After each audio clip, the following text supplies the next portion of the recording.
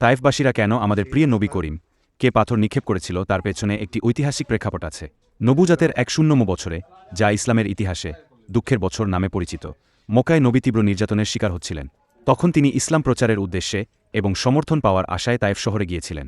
তায়েফে গিয়ে তিনি সেখানকার শাকিফ গোত্রের প্রধানদের কাছে ইসলাম প্রচার করেন, আল্লাহর একত্ববাদ ও সত্য ধর্মের দিকে ডাকেন।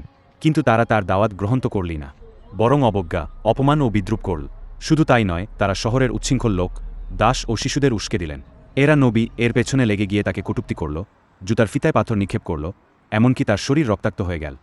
নবী এত কষ্ট পেলেও তাদের জন্য বদদোয়া করেননি, বরং তিনি আল্লাহর কাছে দোয়া করলেন, হে আল্লাহ, আমি আমার শক্তির দুর্বলতা, আমার কৌশলের অভাব এবং মানুষের কাছে আমার হীন অবস্থার অভিযোগ তোমারই কাছে করি, তবে অন্য সব কষ্ট আমি সহ্য করতে রাজি। পরে নবী এর এই ধৈর্য, ক্ষমা আর মহান চরিত্র দেখে ইসলাম দ্রুত ছড়িয়ে পড়ে, এমনকি তায়েফবাসীরাও পরে ইসলামে দলে দলে প্রবেশ করেছিল। তায়েফবাসীরা নবী কে পাথর নিক্ষেপ করেছিল মূলত অহংকার, গোরামি এবং ইসলামের দাওয়াত প্রত্যাখ্যানের কারণে। কিন্তু নবী তাদের জন্য ধৈর্য ধরেছিলেন এবং বদ দোয়া না করে রহমতের দোয়া করেছিলেন।